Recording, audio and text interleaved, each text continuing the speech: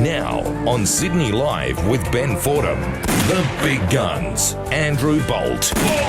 Why did you guys make him Prime Minister? And Graham Richardson. Richo. How do you sit here on a show like this, at a time like this, and say something nice?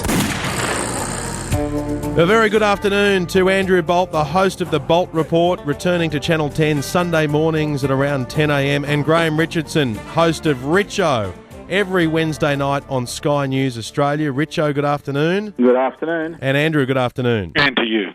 Richo, another policy has come under the microscope today, courtesy of Kevin Rudd. In an interview with Sky News, David Spears, he's really dumped Julia Gillard and Wayne Swan in it. Nothing we didn't know before about the history of the mining tax, but he's put it all on record, saying, well, it was Wayne Swan's idea in the first place. He came to me, and then when things blew up, yes, it was Julia Gillard and Wayne Swan that once Kevin Rudd was pushed aside, they were the ones who negotiated with the mining companies, and as we now know, there's been beer money collected as opposed to the billions that were supposed to be collected. Did he need to be helpful like that and go and put all that stuff on the record again today for his boss, Julia Gillard? I'm not sure that he needed to, but he had to. There's a slight difference. If you're Kevin Rudd, seeking redemption and still seething with resentment from what happened to you, then obviously, when you get the chance, you're going to talk to David Spears. You're going to be very nice about it, as he always is, of course, with a smile on the face. There was no knifing being done here. It's just being very pleasant. But he did a very good job on them by simply reminding everybody that this tax has been an absolute debacle. And, I mean, I can remember Andrew Forrest announced that it wouldn't collect a cent. Do you remember that? I mean, when it was first heralded, he said this will not collect a penny.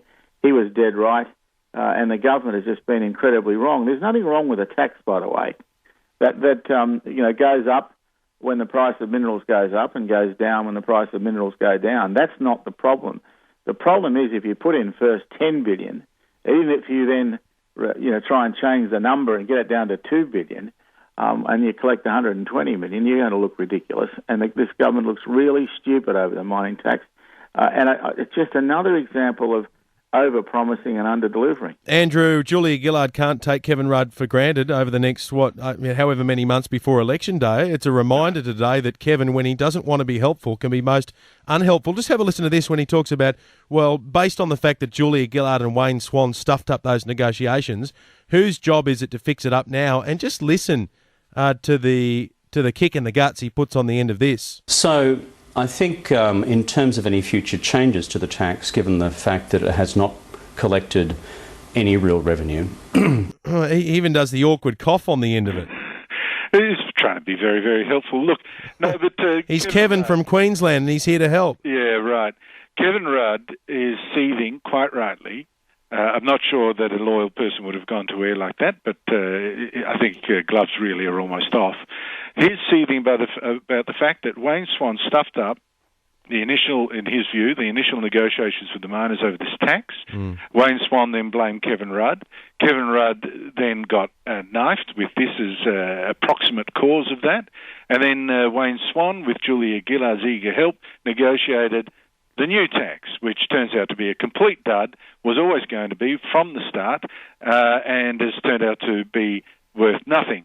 And on top of that idiocy, they compounded the mistake by then treating the revenue that was going, as Graham said, was going to go up in good years, down in bad years. They treated it in their pocket already. We're spending money. Spent billions on handouts, not even building stuff, on pure handouts, bribes, money, gone. And now they can't fund it. Now, if Kevin Rudd then sits in a TV studio and in a quiet way suggests, I told you so, and it was all this bugger Wayne Swan's fault, I can hardly blame him. Can they expect a little bit more of that, Richo, as the months go on? This is the old Kevin, isn't it? Throwing the boss in the dirt. I don't think they can expect a little bit more. I think they can expect a hell of a lot more. He's not going to let go. His forces, by the way, are still on the phones and still quite confident they're going to have the numbers by the end of next month. So I think that's a watch this space one.